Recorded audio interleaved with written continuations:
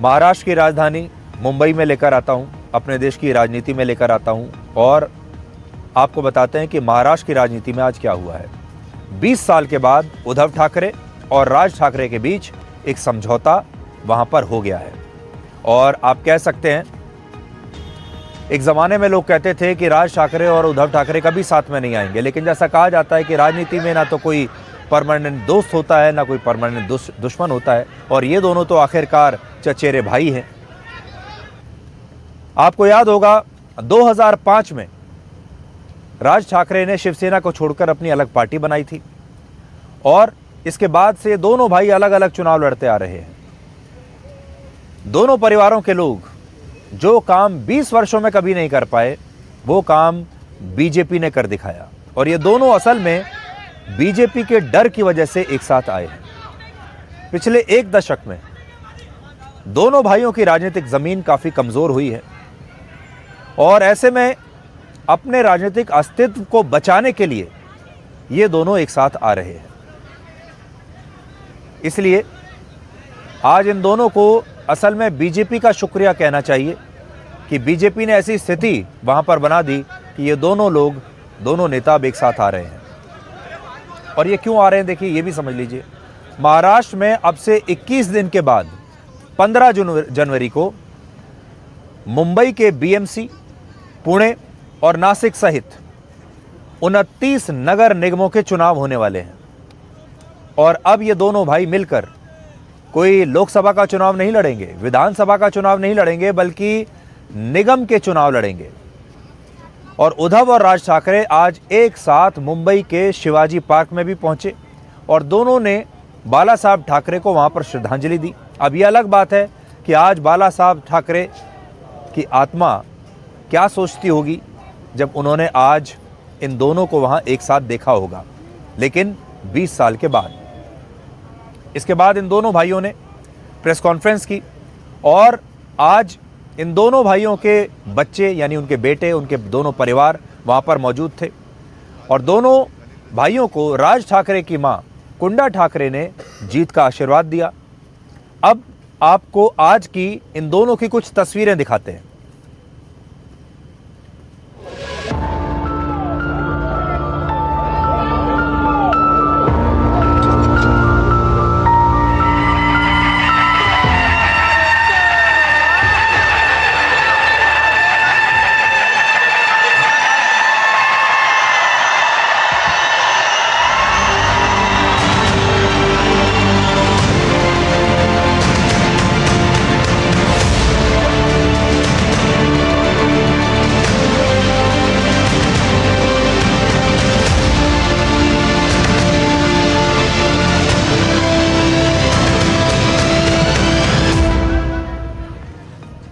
अब देखिए, दोनों भाइयों के गठबंधन की सबसे दिलचस्प बात यह है कि अभी तक इनके गठबंधन में कांग्रेस शामिल होगी कि नहीं ये नहीं पता, एनसीपी शामिल होगी कि नहीं ये भी स्पष्ट नहीं है, और उद्धव ठाकरे, शरद पवार और कांग्रेस ये तीनों महाविकास आघाड़ी गठबंधन के सदस्य रहे हैं, लेकिन राज ठाकरे किसी भी गठबंधन के कभी सदस्य नहीं रहे। और अब ऐसा लगता है कि उद्धव ठाकरे ने महाविकास आघाड़ी गठबंधन से अपनी एक दूरी बना ली है और अब वो राज ठाकरे के साथ शायद आगे बढ़कर चुनाव लड़ेंगे। अब सबसे बड़ा सवाल यह है कि ये दोनों भाई एक साथ आए क्यों। तो असल में उद्धव ठाकरे को जब शिवसेना का कार्यकारी अध्यक्ष बनाया गया था, उसके बाद 2005 में राज ठाकरे नाराज हो गए थे और तब उन्होंने पार्टी छोड़ दी और 2006 में उन्होंने अपनी महाराष्ट्र नवनिर्माण सेना नाम से एक अपनी पार्टी बनाई, लेकिन उसके बाद से ही ये पार्टी कुछ खास नहीं कर पाई। 2009 में राज ठाकरे ने जब पहली बार इस पार्टी के जरिए विधानसभा चुनाव लड़ा तो सिर्फ 13 सीटें उन्होंने जीती और उसके बाद से तो स्थिति और खराब हो गई और पिछले साल विधानसभा चुनाव में राज ठाकरे की पार्टी एक भी सीट नहीं जीत पाई और उनके बेटे अमित ठाकरे खुद भी चुनाव हार गए थे। तो पार्टी का वोट शेयर जो है उनका घटकर 2% से भी नीचे रह गया। तो अब आप समझ लीजिए 2% से भी नीचे की पार्टी है वो। इसी तरह शिवसेना का जो प्रदर्शन है वो भी बहुत कमजोर होता चला गया, खास तौर पर जब से शिवसेना बीजेपी से अलग हुई है तब से उसका प्रदर्शन लगातार कमजोर हुआ है। 2024 के विधानसभा चुनाव को अगर मैं देखूं तो उद्धव ठाकरे की शिवसेना सिर्फ 20 सीटें जीत पाई थी।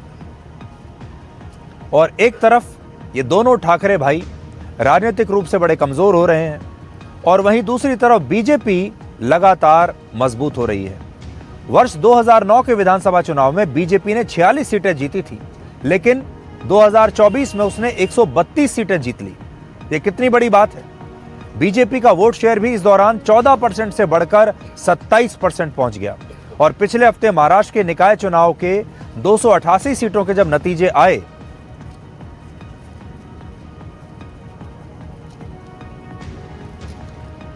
तो उसमें महायुति यानी एनडीए ने 207 सीटें जीती, जबकि उद्धव ठाकरे, शरद पवार और कांग्रेस ने मिलकर सिर्फ 44 सीटें जीती।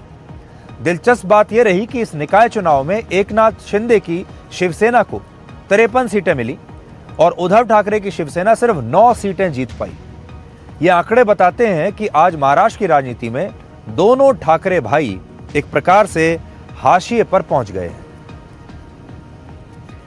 ऐसे में अगर ये दोनों भाई साथ आकर किसी भी तरीके से, ऐसा लगता है कि सिर्फ अपना राजनीतिक अस्तित्व बचाना चाहते हैं और मुद्दा इस बार भी वही पुराना है, मराठी अस्मिता का मुद्दा वो फिर से लोगों के सामने लाना चाहते हैं और उसी मुद्दे पर अपना ये लेटेस्ट दांव खेलना चाहते हैं। आज आम्ही आमचं कर्तव्य म्हणून एकत्र आलेलो आहोत आणि मी मागेच म्हटलं एकत्र आलो आहोत ते एकत्र राहण्यासाठी। यापुढे मुंबईवरती आणि महाराष्ट्रावरती कोणी वाकड्या नजरेने किंवा त्यांच्या कपटी कारस्थानाने महाराष्ट्राला मुंबईपासून किंवा मुंबईला महाराष्ट्रापासून, मराठी माणसापासून तोडण्याचा प्रयत्न करेल, त्याचा राजकारणात खात्मा केल्याशिवाय राहणार नाही, शपथ घेऊन आम्ही मैदानात उतरलेलो आहोत।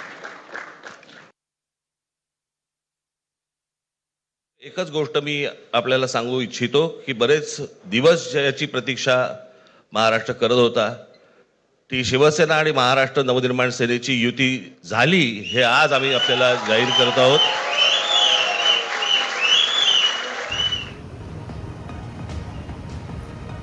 तो हमने ये तो बता दिया कि ये दोनों भाई एक साथ क्यों आए हैं, क्योंकि दोनों की ताकत बहुत कम हो गई है, ताकत अब बची ही नहीं है। दूसरी बात यह है टाइमिंग को लेकर, पहले के साथ में क्यों नहीं आए और अभी क्यों आ रहे हैं, तो उसका कारण है 1 साल पहले तक दोनों ने अलग अलग महाराष्ट्र चुनाव लड़ा था। अपनी ताकत इन्होंने देख ली और इन्हें समझ में आ गया कि ताकत बची नहीं है। लेकिन अब बीएमसी का चुनाव आने वाला है और बीएमसी का जो सालाना बजट है वो 75,000 करोड़ रुपए का है और ये बजट गोवा, अरुणाचल प्रदेश, मणिपुर, मेघालय और मिजोरम जैसे राज्यों के बजट से भी बड़ा है। और ऐसा कहा जाता है कि देश की आर्थिक राजधानी मुंबई में बीएमसी का चुनाव जो जीतता है, असल में मुंबई भी वही चलाता है। इसलिए ये दोनों मुंबई चलाना चाहते हैं। बीएमसी पर वर्ष 1997 से ही लगातार शिवसेना का कब्जा रहा है, लेकिन 2017 के बाद उसकी पकड़ कमजोर होने लगी और आखिरी बार वर्ष 2017 में ही बीएमसी का चुनाव भी हुआ था और उस समय बीजेपी और शिवसेना ने मिलकर ये चुनाव लड़ा था। उस चुनाव में बीजेपी ने 82 सीटें जीती थी और शिवसेना को 84 सीटें मिली थी, यानी दोनों पार्टियां लगभग बराबरी पर थीं। लेकिन अब बीजेपी और उद्धव ठाकरे अलग अलग हो चुके हैं। 2 हिस्सों में टूटने की वजह से शिवसेना अब बहुत कमजोर हो चुकी है। ऐसे में अगर उद्धव ठाकरे बीएमसी का चुनाव भी हार जाते हैं तो महाराष्ट्र की राजनीति में उनके लिए कुछ खास बचेगा नहीं। दूसरी तरफ राज ठाकरे विधानसभा चुनाव में 0 पर आ गए, एक भी सीट वो जीत नहीं पाए। उनका अपना बेटा चुनाव हार गया। बीएमसी चुनाव में भी अगर वो कुछ नहीं कर पाए और लगातार उनकी सीटें घटती चली गई तो इसका असर उनकी पार्टी पर बहुत बुरा पड़ेगा। 2017 में जब बीएमसी का चुनाव हुआ था तो उसमें राज ठाकरे की पार्टी सिर्फ 7 सीटें जीत पाई थी। इसलिए अब दोनों भाई मिलकर किसी भी तरह बीएमसी का चुनाव जीतना चाहते हैं ताकि महाराष्ट्र की राजनीति में उनका वजूद बना रहे। और अब सवाल यह है कि इन दोनों भाइयों के साथ आने का असर कुछ होगा भी या नहीं।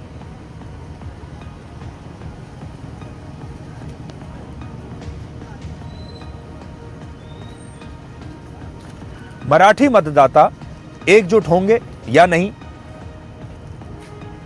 यह देखना होगा, क्योंकि अब तक उद्धव और राज ठाकरे की वजह से मराठी वोट बंट जाते थे। मुंबई में मराठी भाषा बोलने वाले करीब 35% लोग हैं और ठाकरे बंधुओं की एकजुटता से एकनाथ शिंदे पर भी अब दबाव बढ़ेगा, क्योंकि मुंबई में उनका वोट बैंक वही रहा है जो पहले ठाकरे परिवार का वोट बैंक एक जमाने में हुआ करता था। तो अब एक ही वोट बैंक के 3 दावेदार हैं, उद्धव ठाकरे हैं, राज ठाकरे हैं और एकनाथ शिंदे भी उसी वोट बैंक के दावेदार हैं। अभी तक बीएमसी का चुनाव एनडीए के पक्ष में हमेशा एक तरफा माना जाता था, क्योंकि पहले बीजेपी और शिवसेना एक साथ मिलकर चुनाव लड़ते थे। लेकिन अब इस बार एनडीए को भी चुनौती मिलेगी। महाराष्ट्र के मुख्यमंत्री देवेंद्र फडणवीस का कहना है कि दोनों भाई अपने राजनीतिक अस्तित्व को बचाने की एक आखिरी लड़ाई इस समय लड़ रहे हैं। हाइप तो ऐसे क्रिएट की जा रही है मानो रशिया और यूक्रेन ही साथ में आ गया और जेलेंस्की और पुतिन बात कर रहे हैं। इस प्रकार की हाइप, दो पार्टियां जो अपना अस्तित्व खोज रही है, जिन्होंने अपना अस्तित्व गंवा दिया है, जिन्होंने बार बार भूमिकाएं बदलकर लोगों के बीच अपने बारे में अविश्वास पैदा किया है, जिन्होंने तुष्टीकरण की नीति को अपनाकर एक प्रकार से अपना वोट बैंक खो दिया है, ऐसी दो पार्टियां साथ में आई है, तो उनके साथ में आने से कौन सा फर्क पड़ने वाला है? ये तो दोनों अपना अस्तित्व बचाने के लिए साथ में आए हैं। अस्तित्व बचाने के लिए साथ में आकर कोई चुनाव नहीं जीता जाता। जो मुंबई के लोग हैं, उन्होंने हमारा विकास का काम देखा है। मुंबई के लोगों ने हमने किया हुआ परिवर्तन देखा है, इसलिए मुंबई हमारे साथ है, मुंबई हमारे साथ रहेगी, हमारी महायुति मुंबई जीतेगी। अब ये देखिए कि शरद पवार की सुपुत्री सुप्रिया सुले इस गठबंधन के बारे में क्या कहती है। महाराष्ट्र में हर कॉर्पोरेशन इलेक्शन में ऐसा होता है, थोड़ा डेटा देखिए, हर 5 साल का यही होता है, कब सब साथ में आते हैं, कब कई अलग से लड़ते हैं। तो महाराष्ट्र में हमेशा हुआ है। आपको याद होगा पिछली बार जब इलेक्शन हुआ था 7 साल पहले, तब शिवसेना और ये बीजेपी साथ में सरकार में थी, लेकिन इलेक्शन अलग लड़ा था। तो ये कॉम्बिनेशन परम्यूटेशन हमेशा होता है। अब इससे पहले कि मैं आपको अगली खबर दिखाऊं, आपको ये बताना चाहता हूं कि जहां मैं इस समय खड़ा हूं, इसे बड़ा ताल कहते हैं। जो झील मेरे पीछे आप देख रहे हैं, इसे बड़ा ताल कहते हैं। इसका दूसरा नाम है भोजताल, और इसे राजा भोज ने बनवाया था। और ये जो ताल है, जो झील है, लगभग 1000 वर्ष पुरानी झील है। और क्योंकि झील के किनारे खड़े हैं तो मौसम बहुत अच्छा है, हल्की हल्की सर्दी है, यहाँ पर पॉल्यूशन का कोई नामो निशान नहीं है। और मैं आपको ये बता सकता हूँ कि यहाँ इस लेक व्यू पॉइंट पर खड़े होकर इस जगह से आपको जो मैं खबरें सुना रहा हूँ उसका आनंद ही अलग है। ये एक अलग अनुभव है। मुझे लगता है आपके लिए भी एक अलग अनुभव होगा कि आप एक झील किनारे एक न्यूज़ एंकर से आज खबरें सुन रहे हैं। और मेरे लिए भी एक बिल्कुल अलग अनुभव है कि मैं स्टूडियो से बाहर निकलकर एक इतनी खूबसूरत सी जगह पर खड़ा हुआ हूँ, और ये बिल्कुल लाइव सिचुएशन है। यहाँ पर आसपास बहुत सारे लोग भी मौजूद हैं जो हमें इस समय यहाँ लाइव देख रहे हैं, जो भोपाल के लोग हैं जो यहाँ आसपास से आ गए हमें देखने के लिए। तो ये न्यूज़ का, खबरों का, कहानियों का एक बिल्कुल अलग अनुभव है। और मैं आपको कहूँगा कि अगली बार जब आप कहीं छुट्टियों पर जाएं तो आपको भोपाल की इस जगह पर ज़रूर आना चाहिए। आपको बड़ा आनंद आएगा जब आप यहाँ पर बैठेंगे अपने दोस्तों के साथ, परिवार के साथ, यहाँ पर बैठकर आइसक्रीम खाएंगे या और कुछ अपना मनपसंद भोजन आप यहाँ पर करेंगे तो आपको बहुत अच्छा लगेगा। तो आज ये हमने एक नया अनुभव आपके लिए पेश करने की कोशिश की है, जिसमें न्यूज़ भी है और इसमें खूबसूरत जगहें भी हैं।